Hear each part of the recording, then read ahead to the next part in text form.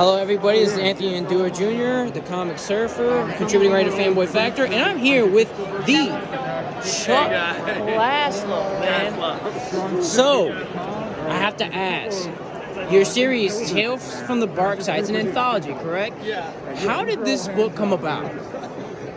For starters, I love dogs. I'm like great with them. I wish I had one.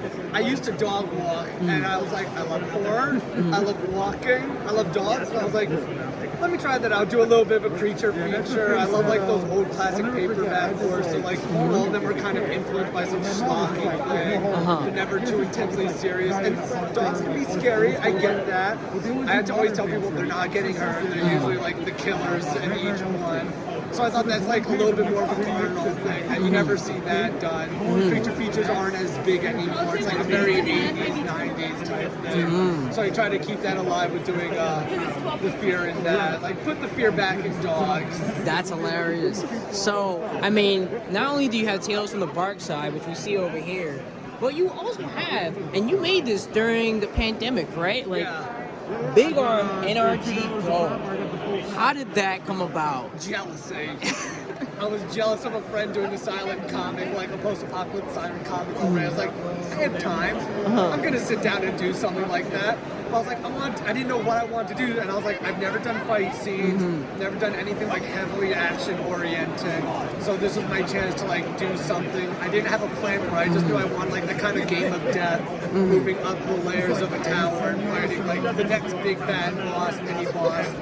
And then it kind of just evolved, and I want to get as much done. So I just kept on doing that. I was like, I drew myself into some corners where I was like, how do I kind of get out of this? And I had to sit there, drink a little bit to think it over. Like there's a whale swallowing scene. I was like, how do I move on from this?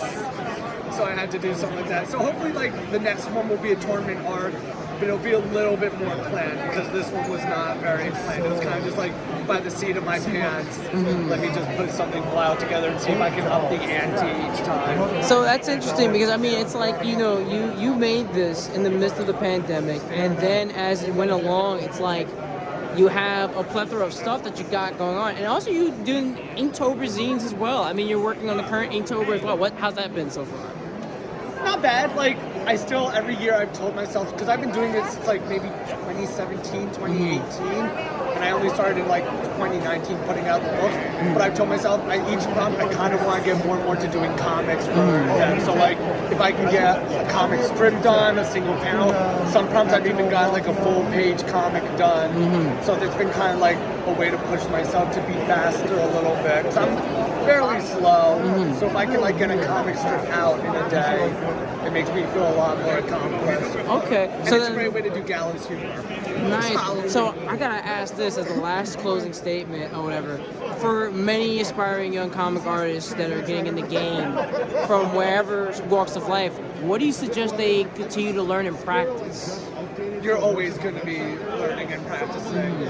I did it as a child, then kind of fell off, and I've been kind of ever since. But like, you just got to keep on putting in time. You got to sit there, be able to just get yourself to your desk and even if you have to drag yourself by your feet, just get to your desk and continue working. Like your work will always be improving. Even when you have your own style, you're still going to be trying to improve it. I feel like I haven't even gotten my own style fully in place yet. See, that just goes to show that when you're working in comics or illustration, doing art in general is a lifelong journey, right? It's not about the destination, it's all about the journey, right? So that's a great way for a lot of young artists to like keep in mind, because we kind of get too lost in the rewards, right? We don't think about just the level ups we get along the way. So I think that's like great advice and stuff like that. So thank you, Chuck Kaslow, man, Thanks for so like much, taking man. the time to speak to me, and for all the viewers as well. Have a good one, man. Thanks for stopping by. No problem.